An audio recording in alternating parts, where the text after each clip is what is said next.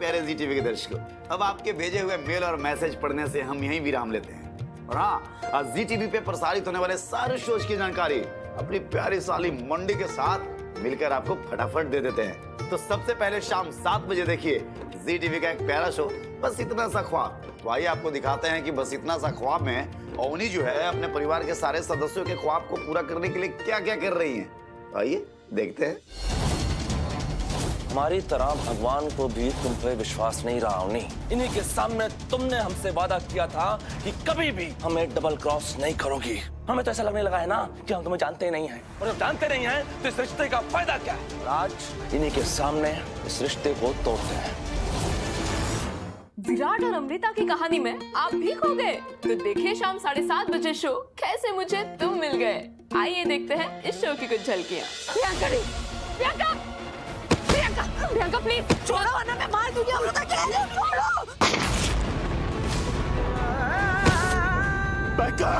आके खोलो ना प्लीज। रात 8 बजे देखिए जी टीवी का सबसे हिट शो भाग्य लक्ष्मी। तो आइए आपको दिखाते हैं कि भाग्य लक्ष्मी में क्या चल रहा है। हम दोनों एक दूसरे के सोलमेट्स हैं। जो मैं महसूस करता हूँ वो तुम भी महसूस करती हो। हाँ ऋषि, आपने नीलम जी को देखा है क्या? क्यों? हमें अनुभूति हुई है, इसे नीलम को बताना बहुत आवश्यक है कि होने वाले बच्चे के बारे में। रात 8:30 बजे मिलिए हमारी प्यारी सी मासूम सी जागृति से शो जागृति एक नई सुबह में। आइए देखते हैं इस शो की कुछ झलकियाँ। माँ, जब बाबा जेल से आ जाएंगे तब हम तीनों साथ में रहेंगे ना? हाँ जागृति, हम साथ में। क्यों गीता मैडम, न्याय की मूर्ति थी ना तुम, का यही न्याय है तुम्हारा? सच सच बताओ, कहाँ है कचौरी के बाबा? कहाँ छुपा रखा है तुमने उनको? फिर देखिए जी टीवी का एक बेहतरीन शो कुमकुम भाग्य। तो आइए आपको दिखाते हैं इस बेहतरीन शो की कुछ बेहतरीन झलकियाँ। तेरा अगला स्टेप क्या होगा ना, इसकी उसको भनक तक लगनी नहीं चाहिए। तुम बहुत मैटर करते हो मेरे लिए आदि। तुम्हें कुछ होता ना तो मुझे दर्द होता है। तुम मेरे लिए बहुत मायने रखती हो, और तुम्हें कुछ हो जाए ये मैं बर्दाश्त नहीं कर सकता। फिर प्रसारित होगा जी टीवी का एक अनोखा शो जाने अनजाने हम मिले। देखते हैं इस शो की कुछ झलकियाँ। बुआ जी, मेरी डेलीगेट्स के साथ एक मीटिंग है तो मुझे घर पे करनी पड़ेगी। ये चाय और स्नैक्स वगैरह बनवा दीजिएगा। हो जाएगा बेटा। चल रही थी, इतना अच्छा खाना बना के सब खुश हो जाए।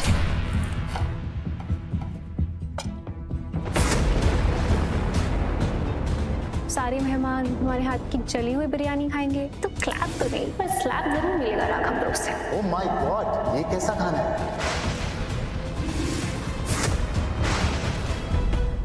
सरफरोशी की तमन्ना अब हमारे दिल में है, देखना है जोर कितना बाजुए कातिल में है।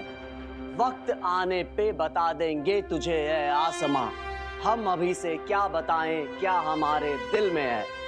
सरफरोशी की तमन्ना अब हमारे दिल में है, देखना है जोर कितना बाजुए कातिल में है।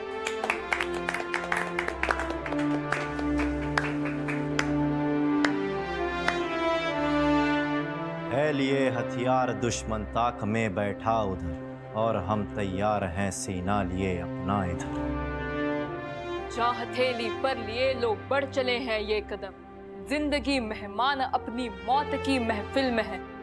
जान देती है अभी पर ये गुलाम है आज भी, नौजवान ये कैद है आज अपनी ही जंजीर में। सरफरोशी की तमन्ना अब हमारे दिल में है, देखना है जोर कितना बाजुए कातिल में है। इनकलाब जिंदाबाद, इनकलाब जिंदाबाद, इनकलाब जिंदाबाद। अरे क्या बात है प्रथम भैया, आइए आइए। क्या बात है मौसा जी, आप तो छा गए। हमें तो लगता है हमें रंगमंच पे आने की कोई जरूरत नहीं है। आपका तो हमने लाइव परफॉर्मेंस देख लिया, वो भी हमारा परिवार। अरे नहीं टाइगर, ये तो एक छोटा सा रिहर्सल था। तुम्हें सही मायने में शहीद आजम भगत सिंह जी की जीवनी का अनुभव तब होगा जब मैं उनकी पूरी वेशभूषा और ताव देती हुई मूंछों को लगाकर अपने अभिनय से उनके किरदार को जीवंत करूंगा, और उसके लिए तुम्हें रंगमंच में आना ही पड़ेगा। प्रथम जी, आपका ये जो नाटक है ये जॉन सॉन्डर्स के मर्डर केस से रिलेटेड है क्या? नहीं नहीं शिवानी भाभी, ये फांसी के पहले की कहानी है, जब सरदार भगत सिंह और उनके अन्य साथी भूख हड़ताल पे थे लाहौर के जेल पे। काहे कि अभी बहुत पुराना किस्सा, मशहूर किस्सा है। क्यों प्रथम भैया? नहीं नेताजी, ब्रिटिश सरकार के असेंबली के वक्त जब भगत सिंह जी ने बम गिराया था, शायद तब का होगा। नहीं नहीं, हमारा ये नाटक उनके किसी एक प्रसंग पर आधारित नहीं है, बल्कि उनकी पूरी जीवनी पर आधारित है। अरे वाह, फिर तो बहुत मजा आएगा। और आप लोगों को पता है, जब मैं उनकी जीवनी के बारे में रिसर्च कर रहा था तो उनके बचपन का एक बहुत ही प्रेरणादायक प्रसंग मेरे सामने आया, और मैं चाहता हूं कि ये प्रसंग मैं आप लोगों को सुनाऊं, क्योंकि बहुत ही कम लोग जानते होंगे इस प्रसंग के बारे में। और साथ ही मैं चाहता हूं कि हमारा परिवार के माध्यम से पूरा हिंदुस्तान इस प्रसंग के बारे में जाने। अरे प्रथम भैया, इतना ताबड़तोड़ परफॉर्मेंस तो दिखाई दिए हैं, इसके साथ एक बढ़िया सा प्रसंग हो जाएगा तो मजा आ जाएगा भाई। क्या कहते हो भौजाई? कीजिए कीजिए। चलिए, मौका है, दस्तूर भी है, सुना डालिए प्रसंग। सुनाइए प्रथम भैया, सुनाइए। कहते हैं ना कि पूत के पांव पालने में ही दिखाई पड़ जाते हैं। सरदार भगत सिंह की उम्र केवल 5 साल की थी, और उस समय भी उनके खेल बहुत निराले थे। निराले मतलब? निराले मतलब अनोखे।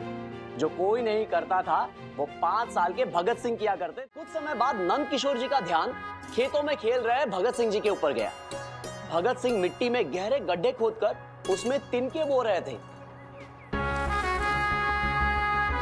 नंद किशोर और किशन सिंह दोनों को कुछ समझ में नहीं आया। नंद किशोर जी ने पास आकर भगत सिंह से पूछा, तुझसे क्या कर रहे हो भगत? पापा जी, मैं बंदूकें बो रहा हूँ। उनका उत्तर सुनकर नंद किशोर के साथ किशन सिंह भी चौंक गए। नंद किशोर ने पूछा, भगत पुत्र, तुम बंदूकें क्यों बो रहे हो? तो भगत सिंह ने कहा, मैं खेतन विच बहुत सारी बंदूकें उगाऊंगा और सब पिंड वालों नो एक एक बंदूक बांट दूंगा। पिंड मतलब? इसका क्या मतलब होता है मौसा जी? बेटा, पंजाबी में गांव को पिंड कहते हैं। समझे वीरू भैया?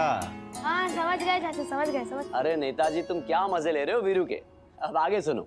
छोटे बच्चे की बात सुनकर राष्ट्रभक्त नंद किशोर मेहता चौंक गए।